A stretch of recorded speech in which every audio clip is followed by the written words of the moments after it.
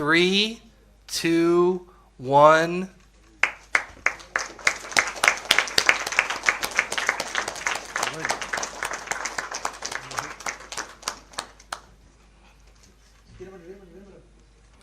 It is a great moment for all of us today. We have been trying this important day from the last almost 25 years. I remember myself as Krishna. When Krishnaji was the chief minister, we went and met Atal Bihari Vajpayee to recommend this has to happen. But it could not happen. And after that, when Krishna himself was the external affairs minister, he also tried his best. But today, under the leadership of the Honorable Prime Minister and our Jaishankar, with the coordination with the American state, I think we all are happy to launch this, inaugurate this. It is a remarkable day. It is no secret that Bangalore has a long-standing history. We ask for setting up this consulate, Nama Bangalore. It has been over last 24 years. This is not just the opening of the diplomatic mission, but a powerful symbol of strengthening the ties between the United States and India, particularly with Karnataka, a state that has been long at the heart of India's growth and innovation.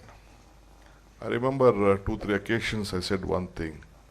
When Atal Bihari Vajpayee came on the first to lay the foundation of our international airport, he said, the world leaders first used to come to Delhi, then they used to fly to various different parts of the states, either Calcutta or Mumbai or Chennai or any other states, Hyderabad. But after that, he said that now the situation has changed. For all our tycoons, was some of them sitting here, made Bangalore proud and Karnataka proud that the world leaders are first coming to Bangalore and then coming to Delhi. So as such, today you all have helped us, and today this message to Bangalore will keep all of us still more stronger. Bangalore has many years, you all know that more than, it is not just a city, it is a global hub of knowledge, technology and culture. It is a city where the world comes to innovate, collaborate and create. This city is a place where ideas are born, nurtured and called no global highs. It is the place where visionaries and innovators from around the world come to make their mark. Today, as we are further coming to Bangalore to roll is the world stage, the presence of US Consulate here is a testament to the growing importance of Karnataka in the global affairs and our vibrant relationship with the United States. I was told that the ambassador, I think last week, I think only 1 week is something you'll be in India, and I think you'll have to go back again. But still our relation and your heart should be in this garden city and the lovely city, which always the world is looking India through Bangalore.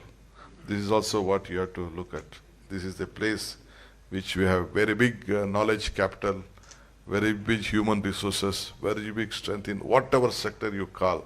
This is all my friends from last 30-40 years they have built Bangalore. Namaste, namaskara, and good morning to everybody. What a joy it is to be here today, and let me start by thanking Chris and the entire team out of Chennai that for so long has been serving everyone here in Karnataka and in Bengaluru. Thank you for your exceptional friendship and leadership, to you, to Carrie Arun, who heads up our Foreign Commercial Service Office, and everyone who really has shown we are not beginning a new presence here in Karnataka, but we are expanding our existing presence here, a commitment that America makes to this great state and city in this amazing nation as well. And thank you to all of our honorable dignitaries. Thank you for your great words, Deputy Chief Minister. You have a responsibility that I used to have when I was a politician, which is to tell it like it is, to say what we can do and what we can't do, to lay forward a vision of a global city, a great global city that I love to hear you describe, that at the same time has to work. And congratulations on your successes and the work that you and the Karnataka government are doing every single day.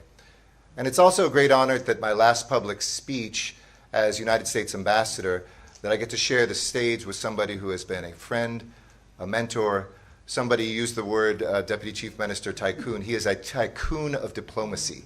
He is somebody who is a thinker. He is a facilitator. I think more world leaders know him as a friend. He'll be representing this nation at the swearing in of our next president. But I want to thank Dr. Jaishankar for the work he has done over decades, not only as somebody who has roots here in this city, but to push this day forward and to push a friendship that is a defining relationship in the world today between the United States and India. Please give him a round of applause and thank him for that. We've been talking about this for a long, long time, right? In Canada, there's a expression, "Bare hun hun anade aitu," where you say you talk a lot, but nothing gets done. Well, today, Ivatu undu hosa aramba. We have a new beginning. We start together to make sure this beginning plants a seed that will flower for decades to come. You know, our relationship in India is not new. In fact, many Americans don't know, and very few Indians, that our second consulate in the world was here in India. First, after the independence of a new America in 1776, we opened a consulate in Lyon, France. And then the second was in Kolkata, showing back then the importance of India to a new American nation. Since then, we have built to 5 posts, 7 if you count our commercial offices, including here and in Ahmedabad. And this is now the second largest mission of America anywhere in the world. It produces the second most visas, the most students. We're breaking records every single year, record employees, record visas, record students, record military exercises, record engagement from the seabed to space. And as I boarded the plane from Delhi yesterday, Dr. V. Narayanan, who is the new Secretary of the Department of Space, was on my flight. It was the same day yesterday where India achieved something very few nations have, a docking of satellites in space. And I congratulated him. We used to say the U.S.-India relationship was so vast that the sky's the limit. But after yesterday, I think the sky is no longer the limit. It is to space and beyond. Some weeks ago, Ambassador Garcetti told me that it was feasible to open this consulate before he relinquishes his responsibility, and he was wondering whether it would be possible for me to join him. And I told him that I wouldn't miss it for the world. And there are a number of reasons for that. First, a long personal association with Bengaluru. I first came here in 1962. My grandparents lived here. I did a little bit of my schooling here. I was telling the ambassador when I joined the government, had I joined the domestic service, I would have been an officer of the Karnataka cadre. I actually did my district training in Belgaum, in Chikori. So for me, there was a strong personal commitment to ensure that the American consulate was finally established here. The second reason was an equally long association with the United States and our relations with that country. And it's not as old as Bengaluru, but it's still been now 45 years of association. And somehow to me, the fact that an American consulate was not there in Bengaluru was a gap, something missing in the relationship. But I also reflected on the future of our ties, and it's something I would like to talk about a little later. And when I envision where we are going, our ties are going, our cooperation is going, I think Bangalore has such an important place, Karnataka has such an important place, that again, it was for me an imperative that there is a permanent resident presence of American diplomats in this town. So as you can see, I mean, there was my own enthusiasm to get this done. And I must say, to give due credit to the people of Bengaluru and their representatives, especially the members of parliament. For the last 5 years as minister, I don't think there was a single occasion I came to this city and somebody didn't stand up and say, so when is that consulate coming? So I was actually sitting this morning and looking back at every visit I have done in the last 5 years, and every visit that issue came up. And every time I would tell them very truthfully that, look, I'm trying my best. So, and you know, it was from really, I would say, the cross-section of the society. It was from business, it was from the tech world, it was from academics, it was from, you know, it was from people you would meet in a restaurant saying, you know, go get that consulate done. I think it has been something long in waiting, one which I believe Bengaluru more than, you know, legitimately deserved and expected. But what happened in 2023, as Ambassador Garcetti said, was we were preparing for Prime Minister's visit.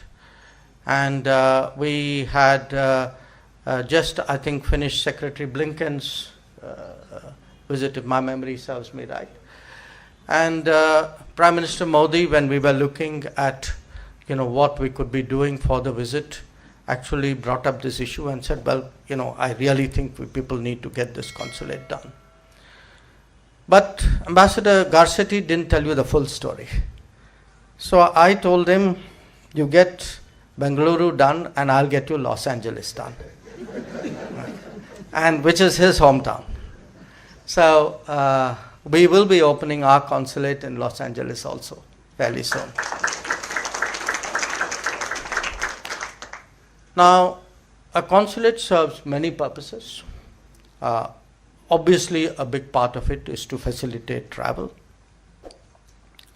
So, I do want to remind people how important that is today in terms of, you know, obviously in terms of business, in terms of professional commitments, but also in terms of the expectations that people have of their lives and of the relationships that they maintain in a very globalized era. I was checking figures and was very glad to see that last year the RPO Bengaluru issued 883,000 passports. So I'm looking at Lisa Brown and saying, okay, you've got a job on your hands here. So, and that's just for 1 year. So these are 10-year passports. So you can figure out, you know, do the maths and you will see really, you know, how important it is to ensure that travel is smooth and that the preparations for that travel are as easy for the average citizen as possible. It's also relevant to mention that there are 3 flights every week from here to San Francisco. Hopefully with more, if Boeing and Airbus deliver, there'd be more. I think that's a legitimate expectation. We are a country today who have 350,000 students in the United States. I think that is also an important consideration, and a diaspora of 5 million people. 5 million people, all of whom have relatives to whom they are deeply attached.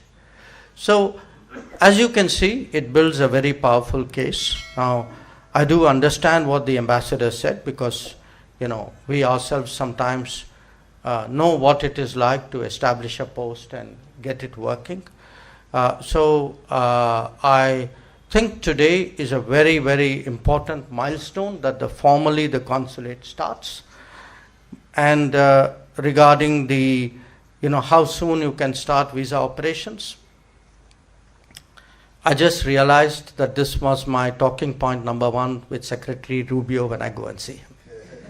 So the sooner we get it done, the better it is.